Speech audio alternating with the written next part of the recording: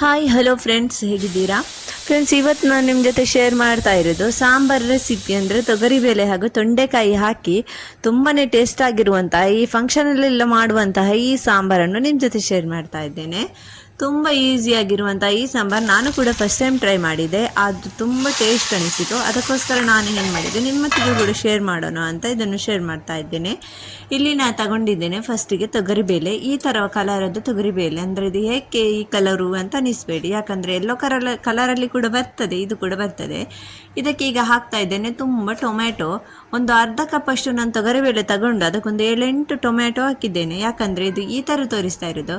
ನಾವು ಫಸ್ಟಿಗೆಲ್ಲ ಹಾಕಿ ಆಗಿತ್ತು, ಆಮೇಲೆ ನನಗೆ ಅನಿಸಿತು ಇಷ್ಟು ಒಳ್ಳೆ ಸಾಂಬಾರು ಮಾಡುವಾಗ ನಿಮ್ಮ ಜೊತೆ ಯಾಕೆ ಶೇರ್ ಮಾಡಬಾರ್ದು ಅಂತ. ಅದಕ್ಕೋಸ್ಕರ ನಿಮ್ಮ ಜೊತೆ ಕೂಡ ಶೇರ್ ಮಾಡ್ತಾ ಇದ್ದೇನೆ. ಇಲ್ಲಿ ನಾನು ಅರ್ಧ ಕಪ್ಪು ತೊಗರಿಬೇಳೆಯನ್ನು ಈ ಥರ ವಾಶ್ ಮಾಡಿ ಹಾಕಿದ್ದೇನೆ. ಆಮೇಲೆ ಒಂದು 7-8 ಟೊಮ್ಯಾಟೊ ಹಾಗೂ ಸ್ವಲ್ಪ ಜೀರಿಗೆ ಈ ಥರ ಹಾಕೋಣ. ತುಂಬ ಈಸಿಯಾಗಿರುವಂತಹ ಈ ಸಾಂಬಾರು ಟೆಂಪಲಲ್ಲಿ ಎಲ್ಲ ಮಾಡ್ತಾರೆ ಅಂತ ನಾನು ಯೂಟ್ಯೂಬಲ್ಲಿ ನೋಡಿದ್ದೆ. ಅದಕ್ಕೋಸ್ಕರ ನಾನು ಕೂಡ ಆ ಥರ ಟ್ರೈ ಮಾಡಿದೆ. ಅದು ಅಂತೂ ತುಂಬ ಪರ್ಫೆಕ್ಟಾಗಿ ಬಂತು, ತುಂಬಾ ಚೆನ್ನಾಗಿ ಬಂತು. ಸ್ವಲ್ಪ ಗಾರ್ಲಿಕ್ ಜಿಂಜರ್ ಪೇಸ್ಟ್, ಅಂದರೆ ಶುಂಠಿ ಮತ್ತು ಬೆಳ್ಳುಳ್ಳಿಯದು ಪೇಸ್ಟ್ ಸ್ವಲ್ಪ ಹಾಕೋಣ. ಆಮೇಲೆ ಇದಕ್ಕೆ ಅರಿಶಿನ ಹುಡಿ ಹಾಕೋಣ ನೋಡಿ, ಹಾಗೂ ಮೆಣಸಿನ ಪುಡಿ ಅಂದರೆ ಖಾರದ ಪುಡಿ.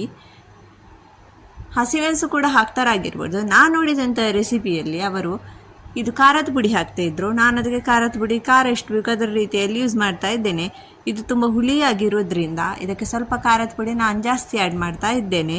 ಇಲ್ಲಿ ಸ್ವಲ್ಪ ರುಚಿಗೆ ತಕ್ಕಷ್ಟು ಉಪ್ಪು ಕೂಡ ಆ್ಯಡ್ ಮಾಡ್ತೇನೆ. ಆಮೇಲೆ ನಮಗೆ ಇದೆಲ್ಲ ಬೇಯುವಷ್ಟು ನೀರು. ಇದಕ್ಕೆ ಈರುಳ್ಳಿ ಏನು ಹಾಕಲಿಕ್ಕೆ ಇಲ್ಲ, ತುಂಬಾ ಟೇಸ್ಟಾಗಿರ್ತದೆ. ಇದಕ್ಕೆ ನೀವು ಯಾವುದು ಬೇಕಾದ್ರೂ ವೆಜಿಟೇಬಲ್ಸ್ ಹಾಕ್ಬೋದು. ಬದನೆಕಾಯಿ ಹಾಕ್ಬೋದು, ನುಗ್ಗೆಕಾಯಿ ಹಾಕ್ಬೋದು, ತೊಂಡೆಕಾಯಿ ಹಾಕ್ಬೋದು, ಈ ಥರ ನೀವು ಸೌತೆಕಾಯಿ ಹಾಕ್ಬೋದು. ನಿಮ್ಮ ಇಷ್ಟ ಪ್ರಕಾರ ನೀವು ಯಾವುದು ಬೇಕಾದರೂ ಹಾಕ್ಬೋದು.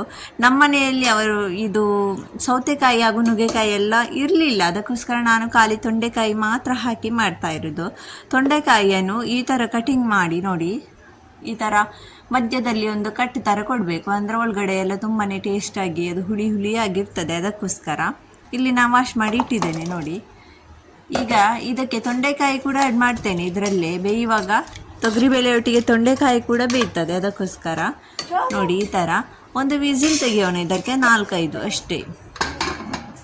ನೋಡಿ ಫ್ರೆಂಡ್ಸ್, ನೀವು ನನ್ನ ಚಾನಲ್ಗೆ ಫಸ್ಟ್ ಟೈಮ್ ವಿಸಿಟ್ ಮಾಡಿರೋದಾದರೆ ಒಂದು ಸಬ್ಸ್ಕ್ರೈಬ್ ಮಾಡಲಂತೂ ಮರಿಲೇಬೇಡಿ, ಸಬ್ಸ್ಕ್ರೈಬ್ ಮಾಡಿ ನೋಡಿ. ಈಗ ತೊಂಡೆಕಾಯಿ ಕೂಡ ಚೆನ್ನಾಗಿ ಬೇಯ್ದಿದೆ. ಈಗ ಫಸ್ಟ್ ಈ ತೊಂಡೆಕಾಯಿಯನ್ನೆಲ್ಲ ಬೇರೆ ತೆಗೆದಿಡ್ತೇನೆ, ಯಾಕಂದರೆ ಇಲ್ಲಾಂದರೆ ಇದು ತುಂಬಾ ಬೇಯ್ದಿರೋದ್ರಿಂದ ಎಲ್ಲ ತುಂಬಾ ಬೇಯ್ದೆಲ್ಲ ಹುಡಿ ಆಗ್ತದೆ. ಆಗ ಇದರದ್ದು ನಮ್ಮ ಸಾಂಬಾರದ್ದು ಟೇಸ್ಟ್ ಚೇಂಜ್ ಆಗ್ತದೆ. ಅದಕ್ಕೋಸ್ಕರ ನಾನು ತೊಂಡೆಕಾಯಿಯನ್ನು ಈ ಥರ ತೆಗಿತೇನೆ ಫಸ್ಟಿಗೆ. ಇದರಿಂದೆಲ್ಲ ತೊಂಡೆಕಾಯಿಯನ್ನು ಸಪ್ರೇಟ್ ಮಾಡಿ ಬೇರೆ ಪಾತ್ರೆಯಲ್ಲಿ ಹಾಕಿಡ್ತೇನೆ.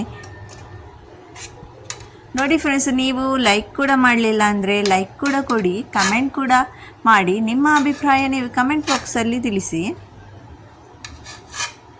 ನೋಡಿ ಈ ಥರ ಎಲ್ಲ ತೊಂಡೆಕಾಯಿಯನ್ನು ನಾನೊಂದು ಪಾತ್ರೆಯಲ್ಲಿ ತೆಗೆದಿಡ್ತೇನೆ. ನೀವು ಇದೇ ಥರ ಯಾವುದಾದ್ರೂ ವೆಜಿಟೇಬಲ್ಸ್ ಹಾಕಿದರೆ ಈ ಥರ ಬೇರೆ ಸಪ್ರೇಟಾಗಿ ತೆಗೆದಿಡಿ, ಇಲ್ಲಾಂದರೆ ಇದು ಮ್ಯಾಶ್ ಮಾಡುವಾಗ ಎಲ್ಲ ಕರಗಿ ಹೋಗ್ತದೆ. ಅದಕ್ಕೋಸ್ಕರ ಈಗ ಇದನ್ನು ನೋಡಿ ಈ ಥರ ಒಂದು ಮ್ಯಾಶರಲ್ಲಿ ಮ್ಯಾಶ್ ಮಾಡೋಣ. ನೋಡಿ ನಾನು ಇದರಲ್ಲಿ ಮ್ಯಾಶ್ ಮಾಡೋದು, ತೊಗರಿಬೇಳೆ ದಾಲೆಲ್ಲ ಮಾಡೋದಾದರೆ ನಾನು ಇದರಲ್ಲೇ ಮ್ಯಾಶ್ ಮಾಡೋದು. ತುಂಬ ಚೆನ್ನಾಗಿ ಮ್ಯಾಶ್ ಆಗ್ತದೆ ನೋಡಿ. ಈ ಥರ ಈ ಪೊಟ್ಯಾಟೊ ಎಲ್ಲ ಮ್ಯಾಶ್ ಮಾಡುವುದುಂಟಲ್ವ, ಅದರಲ್ಲಿ ನೀವು ಈ ಥರ ಮ್ಯಾಶ್ ಮಾಡಿದರೆ ತುಂಬ ಚೆನ್ನಾಗಿ ಮ್ಯಾಶ್ ಆಗ್ತದೆ ಫಟಾಫಟ್ ಅಂತ. ನೋಡಿ ಫ್ರೆಂಡ್ಸ್, ಇದಕ್ಕೆ ಜಾಸ್ತಿ ಏನು ಹಾಕಲಿಕ್ಕಿಲ್ಲ, ಯಾವುದುಂಟು ಅದನ್ನೇ ಹಾಕಲಿಕ್ಕೆ. ಮನೆಯಲ್ಲಿರುವ ಸಾಮಗ್ರಿಗಳಿಂದಲೇ ನೀವು ಮಾಡಬಹುದು. ಸೇಮ್ ನಿಮಗೆ ಹೊರಗಿನ ಥರನೇ ಸಾಂಬಾರು ಬರ್ತದೆ. ಇದು ಹುಳಿಯಾಗಿ ಎಷ್ಟೊಂದು ಟೇಸ್ಟ್ ಆಗಿರ್ತದೆ ನೋಡಿ. ಈಗ ಇದಕ್ಕೆ ಇದು ಕರಿಬೇವು ಸೊಪ್ಪು, ಇಲ್ಲಿ ಹುಣಸೆ ಹುಳಿ ಕೂಡ ನಾನಿಲ್ಲಿ ನೆನೆಸಿಟ್ಟಿದ್ದೇನೆ. ಹುಣಸೆ ಹುಳಿ ನಾನು ಫಸ್ಟಿಗೆ ತುಂಬ ನೆನೆಸಿಟ್ಟಿದ್ದೆ, ಅದರಲ್ಲಿ ಉಳಿದದ್ದು ಇದು ಹುಣಸೆ ಹುಳಿಯನ್ನು ನಾನು ಫ್ರಿಜ್ಜಲ್ಲಿ ಇಟ್ಟಿದ್ದೆ. ಈಗ ನೆಕ್ಸ್ಟ್ ಟೈಮ್ ಇದರದ್ದು ಮತ್ತೊಮ್ಮೆ ಯೂಸ್ ಮಾಡ್ತಾ ಇದ್ದೇನೆ ಇದನ್ನು. ಈಗ ನಮಗೆ ಹುಳಿ ಎಷ್ಟು ಬೇಕು ಅಷ್ಟು ಹುಣಸೆ ಹುಳಿಯನ್ನು ಇದಕ್ಕೆ ನೀರನ್ನು ಹಾಕ್ತಾ ಇದ್ದೇನೆ ನೋಡಿ. ಆಮೇಲೆ ಈ ಥರ ಮಿಕ್ಸ್ ಮಾಡೋಣ. ಕರಿಬೇವು ಸೊಪ್ಪು ಕೂಡ ಈ ಥರ ಕುದಿಸುವಾಗ ನಾವು ಹಾಕಬೇಕು. ಫ್ರೆಶ್ ಇದ್ದರೆ ತುಂಬ ಒಳ್ಳೆಯದಿರ್ತದೆ ಕರಿಬೇವು ಸೊಪ್ಪು. ಉಪ್ಪು ಸ್ವಲ್ಪ ಕಮ್ಮಿ ಉಂಟು, ಉಪ್ಪು ಕೂಡ ಹಾಕ್ತೇನೆ ನಾನು. ಈಗ ನೀರು ನೋಡಿ, ತುಂಬ ತೆಳು ಕೂಡ ಮಾಡಬಾರ್ದು, ತುಂಬ ದಪ್ಪ ಕೂಡ ಮಾಡಬಾರ್ದು.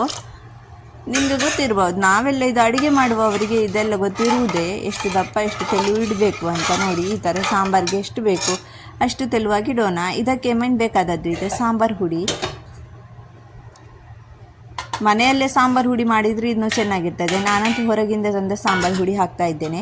ಈಗ ನೋಡಿ ಇದೆಲ್ಲ ರೆಡಿ ಆದಮೇಲೆ ಇದಕ್ಕೆ ನಾವಿಲ್ಲಿ ಸೈಡಲ್ಲಿ ಇಟ್ಟಿದ್ದಂತಹ ತೊಂಡೆಕಾಯಿಯನ್ನು ಹಾಕೋಣ. ನೋಡಿ ಈ ಥರ. ಈಗ ತೊಂಡೆಕಾಯಿ ಕೂಡ ಕರಗಿ ಹೋಗೋದಿಲ್ಲ, ಚೆನ್ನಾಗಿ ಇದೇ ಥರ ಇಡೀ ಇರ್ತದೆ. ಕುದಿಲಿಕ್ಕೆ ಇಡ್ತಾ ಇದ್ದೇನೆ. ಈಗ ಅದಕ್ಕೆ ನಾನು ಹಾಕ್ತಾ ಇರೋದು ಸಾಂಬಾರು ಪುಡಿ. ಸಾಂಬಾರು ಪುಡಿ ಹಾಕೋದ್ರಿಂದ ತುಂಬ ಟೇಸ್ಟ್ ಬರ್ತದೆ. ಒಬ್ಬೊಬ್ಬರು ಮನೆಯಲ್ಲಿ ಕೂಡ ಸಾಂಬಾರು ಹುಡಿ ಮಾಡ್ತಾರೆ, ಅದು ಇನ್ನೂ ಕೂಡ ತುಂಬ ಟೇಸ್ಟ್ ಆಗಿರ್ತದೆ. ನಾನು ಇದು ಹೊರಗಿಂದ ತಂದಂತಹ ಪ್ಯಾಕೆಟದ್ದು ಸಾಂಬಾರು ಪುಡಿ ಹಾಕ್ತಾ ಇದ್ದೇನೆ. ನೋಡಿ ಈ ಥರ ಸಾಂಬಾರು ಹುಡಿ ಹಾಕಿದ ಮೇಲೆ ಈ ಥರ ಚೆನ್ನಾಗಿ ಸ್ವಲ್ಪ ಮಿಕ್ಸ್ ಮಾಡಿ ಇದನ್ನು ಕುದಿಲಿಕ್ಕೋಸ್ಕರ ಇಡೋಣ. ಇಲ್ಲಿ ಚೆನ್ನಾಗಿ ಕುದೀತಾ ಉಂಟು ನಮ್ಮ ಸಾಂಬಾರು ತೊಗರಿಬೇಳೆ ಸಾರು. ಈಗ ಅದಕ್ಕೆ ಕಟ್ ಮಾಡಿಟ್ಟಂತಹ ಕೊತ್ತಂಬರಿ ಸೊಪ್ಪು ಕೂಡ ಆ್ಯಡ್ ಮಾಡ್ತಾ ಇದ್ದೇನೆ. ಇಲ್ಲಿ ರೆಡಿ ಮಾಡ್ತಾ ಇದ್ದೇನೆ ಒಗ್ಗರಣೆಗೋಸ್ಕರ.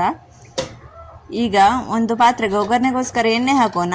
ಒಗ್ಗರಣೆಗೆ ಜೀರಿಗೆ ಹಾಗೂ ಸಾಸಿವೆ ಹಾಗೂ ಒಂದಷ್ಟು ಬೆಳ್ಳುಳ್ಳಿ ಕಟ್ ಮಾಡಿಟ್ಟಂತಹ, ಬೆಳ್ಳುಳ್ಳಿ ಸ್ವಲ್ಪ ಜಾಸ್ತಿನೇ ಇರಬೇಕು ನೋಡಿ.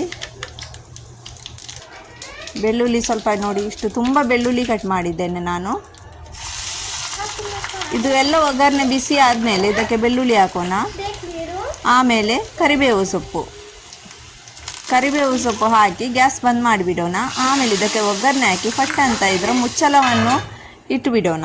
ನೋಡಿ ಈ ಥರ ಪರಿಮಳ ಎಲ್ಲ ಅಲ್ಲಿ ಇಲ್ಲಿ ಆಗಬಾರ್ದು, ಇದ್ರೊಳಗಡೆನೇ ಎಲ್ಲ ಇರಬೇಕು ಪರಿಮಳ, ಅದಕ್ಕೋಸ್ಕರ. ನೋಡಿ ಈಗಂತೂ ನಮ್ಮ ತೊಗರಿಬೇಳೆ ಸಾರು ಸಾಂಬಾರು ಏನು ಹೇಳ್ತೀರಾ ಅದಕ್ಕೆ ಹೇಳ್ಬೋದು. ತೊಗರಿಬೇಳೆ ಸಾರು ಅಂತಲೂ ಹೇಳ್ಬೋದು, ಸಾಂಬಾರು ಅಂತಲೂ ಹೇಳ್ಬೋದು, ಟೆಂಪಲ್ ಸ್ಟೈಲಲ್ಲಿ ಸಾಂಬಾರು ಅಂತಲೂ ಹೇಳ್ಬೋದು, ಮದುವೆ ಮನೆ ಶೈಲಿಯ ಸಾಂಬಾರು ಅಂತಲೂ ಹೇಳ್ಬೋದು. ಅಷ್ಟು ಚೆನ್ನಾಗಿರುವಂಥ ಈ ಸಾಂಬಾರು ನೀವು ಕೂಡ ಒಮ್ಮೆ ಟ್ರೈ ಮಾಡಿ. ಹಾಗೂ ನನಗೆ ಕಮೆಂಟ್ ಬಾಕ್ಸ್ ಮೂಲಕ ನಿಮ್ಮ ಅಭಿಪ್ರಾಯ ಕೂಡ ತಿಳಿಸಿಕೊಡಿ. ಸಬ್ಸ್ಕ್ರೈಬ್ ಮಾಡಲಿಲ್ಲ ಅಂದರೆ ಸಬ್ಸ್ಕ್ರೈಬ್ ಮಾಡಿ. ನೆಕ್ಸ್ಟ್ ಸಿಗ್ತೇನೆ ಇನ್ನೊಂದು ವಿಡಿಯೋದಲ್ಲಿ. ಅಲ್ಲಿ ತನಕ ಟಾಟಾ ಬಾಯ್, ಟೇಕ್ ಕೇರ್.